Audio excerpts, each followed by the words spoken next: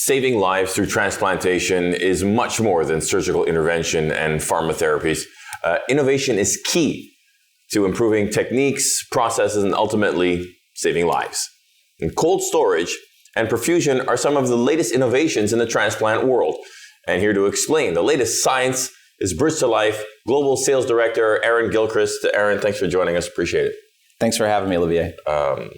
Aaron, so before we get into the conversation, tell us about what space Bridge to Life actually lives in and how the products and technology that are involved actually help the community. Thanks for asking. Yeah, Bridge to Life was founded in 2005 as a company that's involved in sort of the pre-transplant space, the space sort of between the donor and the recipient. And our focus as a company is sort of keeping a sort of life going outside of the body.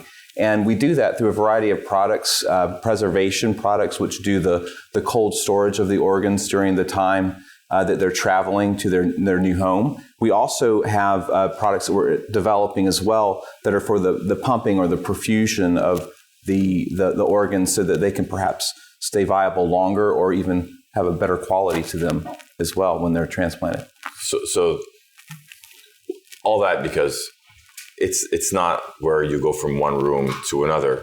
It's right. Sometimes you actually have to transplant the organ to a completely different venue.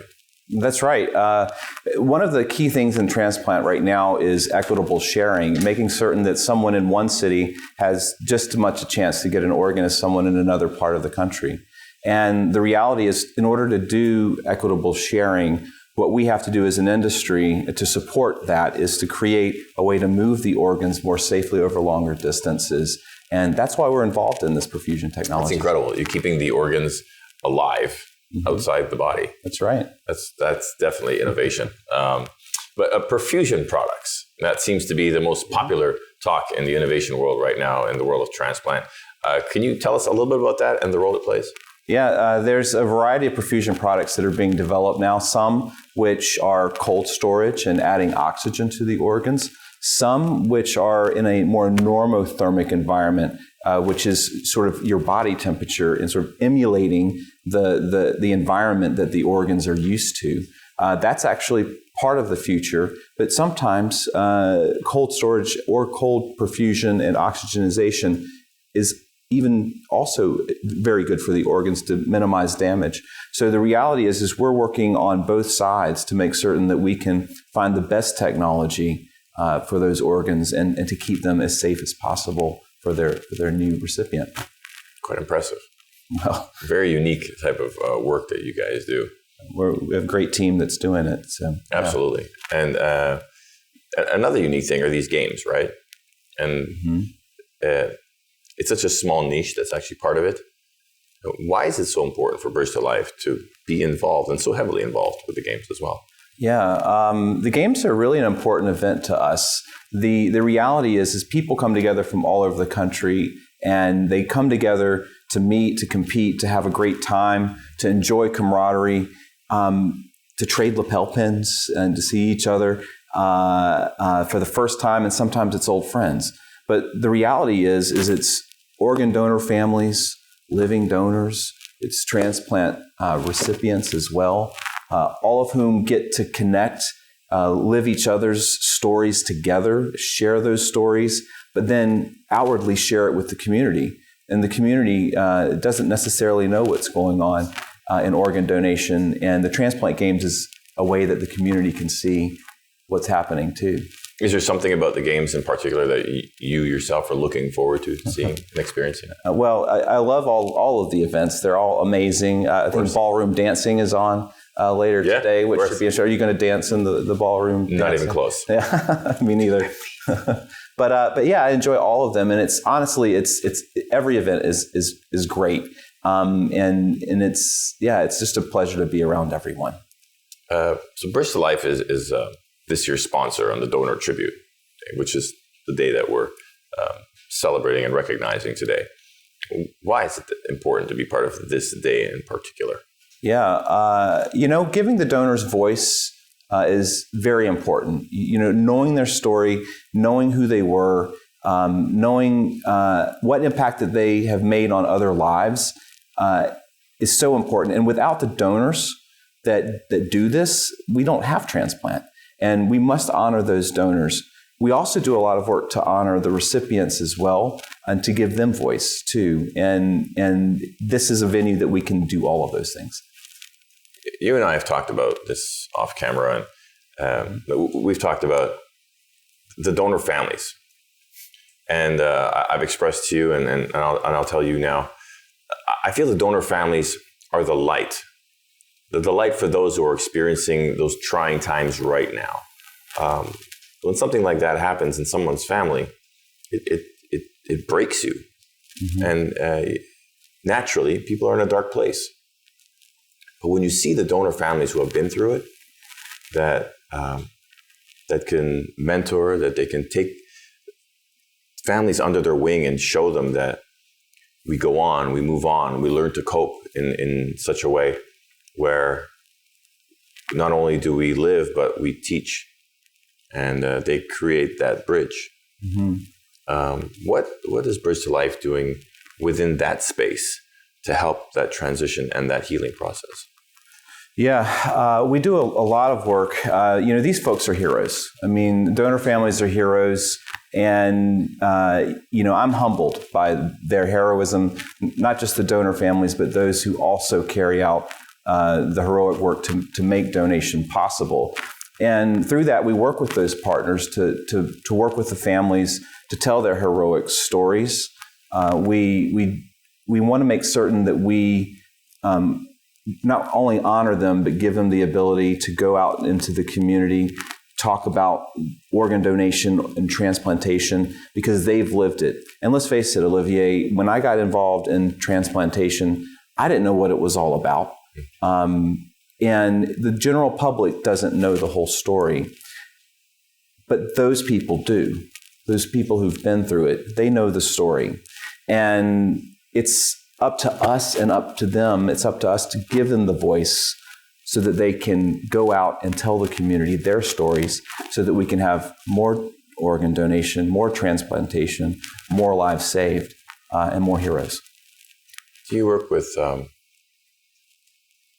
not do you, but you do work with different communities, and you work in different markets, and you do this across the country. Mm-hmm. Can you maybe give us a peek inside that world and who you work with and what you create and how you've actually affected the people in the markets across the country? Yeah, I mean, our company was always working from the mission to end the wait for organ donation. And when we think about how we go about doing that, yes, we do it through technology. Yes, we do it through supplying products that might work more easily for those who are carrying out organ donation. But truly to end the wait, we have to work within the community. We have to work with families. We have to engage at all levels. And so when we make decisions about where we put our focus and our time, we think creatively around how we might do that. So when we engage with people, one of the projects that we've done over the past is we've worked with artists, for instance. Artists, we had the idea to just commemorate artwork or paintings to sort of tell the story of organ donation. It was something, sort of a unique idea when we first started as a company. I called an artist who I thought her work was really unique. It was good. It was uplifting. It was powerful.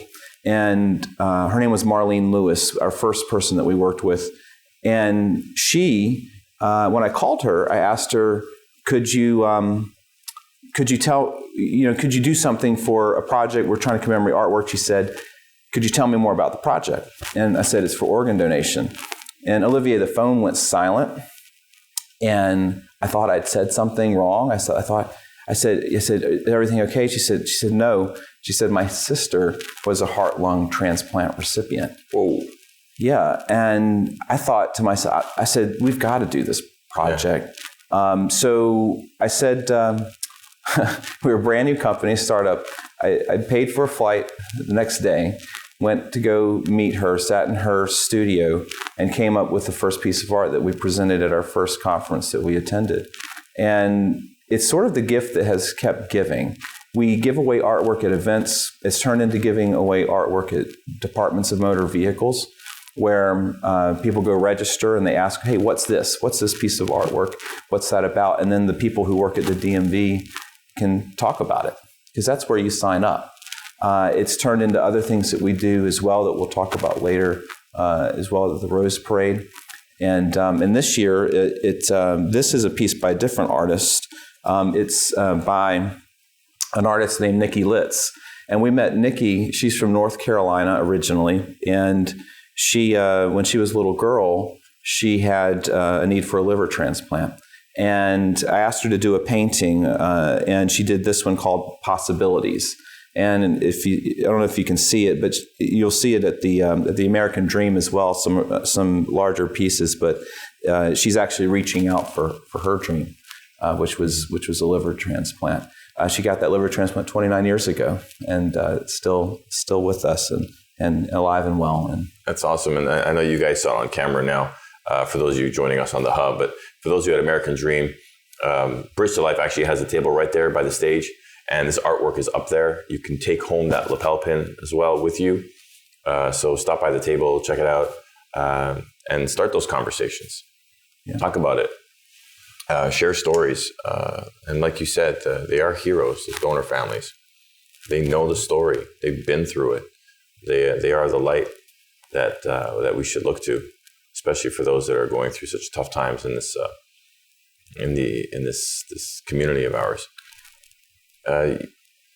You're doing special things across the country. We're going to have a chance a little bit later on at American Dream to sit with another special guest that will be joining us.